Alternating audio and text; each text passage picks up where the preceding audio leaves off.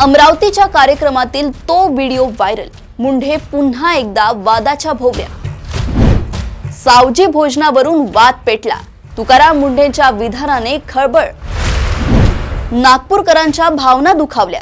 तुकाराम मुंढेंच्या वक्तव्याचा राज्यभरात निषेध। सावजीच्या वादावर तुकाराम मुंढेंचे स्पष्टीकरण। म्हणाले, माफी मागण्याचा प्रश्नच नाही।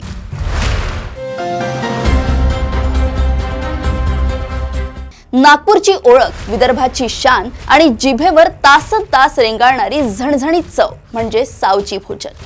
सुक्या लाल मिरच्या, पाटा वरवंट्यावर वाटलेले खमंग मसाले आणि शिजवण्याची खास पारंपरिक पद्धत। यामुळे सावजी खाद्य संस्कृती केवळ महाराष्ट्रातच नाही तर जगभरात प्रसिद्ध आहे। पण याच नागपुरी सावजीच्या अस्मितेवर राज्याचे अन्न व औषध प्रशासन आयुक्त तुकाराम मुंढे यांनी बोट ठेवलं आणि संपूर्ण विदर्भातील राजकीय आणि सामाजिक वातावरण चांगलंच तापलं। सावजी खाल्लं तर मी 1 महिना हॉस्पिटलमध्ये पडेन या मुंढेंच्या थेट विधानामुळे विदर्भातील सावजी प्रेमी, हॉटेल चालक आणि हलबा समाज रणांगणात उतरला आहे।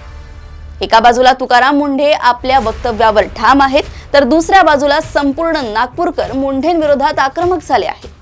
मुंढेंच्या विरोधात थेट पोलिसात तक्रार दाखल करत माफीची मागणी लावून धरली जात आहे। मात्र माझं विधान वैयक्तिक होतं, त्यामुळे माफी मागण्याचा प्रश्नच येत नाही असे ठणकावून सांगत तुकाराम मुंढे यांनी नमण्यास थेट नकार दिलाय। अमरावती येथील एका कार्यक्रमात आरोग्य विषयक विषयावर बोलताना अन्न व औषध प्रशासनाचे आयुक्त तुकाराम मुंढे यांनी एक विधान केले, ज्यामुळे या वादाची ठिणगी पडली।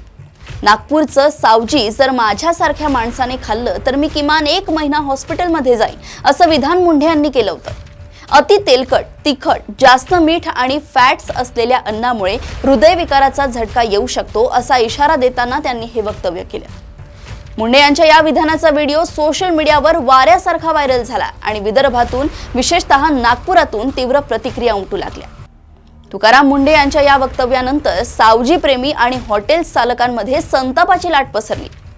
सावजी ही केवळ एक तिखट डिश नसून ती विदर्भाची परंपरा आणि हलबा कोष्टी समाजाची मुख्य ओळख आहे।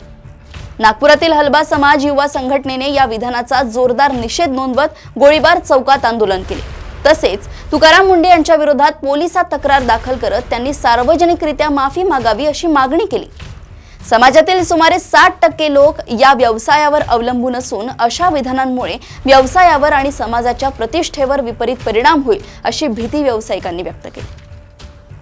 काही सावजी चालकांनी तर मुंढे यांना थेट घरी येऊन पारंपरिक सावजी खाण्याचं आमंत्रणही देऊन टाकलं। या वाढत्या वादावर अखेर तुकाराम मुंढे यांनी पत्रकार परिषद घेऊन आपली बाजू स्पष्ट केली आहे। माझं वक्तव्य नीट ऐका, ते थेट आणि लाईव्ह होतं। मी स्वतः आजारी पडेन असं वैयक्तिक मत व्यक्त केलं होतं। इतरांनी खाऊ नये किंवा सावजी वाईट आहे असं मी म्हटलेलं नाही असं मुंढे म्हणाले। 2008-9 मध्ये नागपूर जिल्हा परिषदेचे CEO असताना मित्रासोबत सावजी खाण्याचा आलेला अनुभव सांगत ते म्हणाले की मला ते अत्यंत तिखट आणि तेलकट वाटलं होतं। ते माझं वैयक्तिक मत होतं।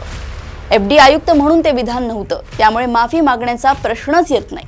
दुसरीकडे या वादात आता आहार तज्ञ आणि प्रसिद्ध शेफ यांनीही उडी घेतली आहे। प्रसिद्ध शेफ विष्णू मनोहर यांनी सांगितलंय की मूळ सावजी बनवण्याची पद्धत आरोग्यदायी आहे। सुके मसाले भाजून पाण्यात उकळून ते पाटा वरवंट्यावर वाटले जातात, ज्यामुळे रस्सा पातळ आणि पाचक होतो।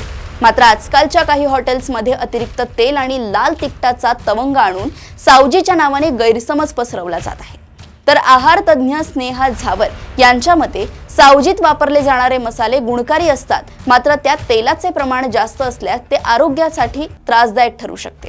त्यामुळे पारंपरिक सावजीत तेलाचा वापर संतुलित ठेवल्यास सावजी आरोग्यासाठी उत्तमच आहे।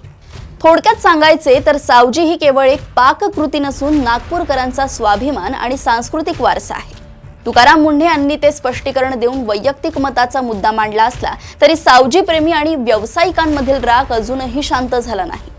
तुकाराम मुंढे यांच्या या स्पष्टीकरणानंतर आता हा वाद शमतो की आणखी पेटतो हे पाहणे महत्त्वाचे ठरेल। अशाच घडामोडी व अपडेट्स मी ऐश्वर्या आपल्यापर्यंत घेऊन येत राहील। तोपर्यंत बघत रहा देशोन्नती। नमस्कार।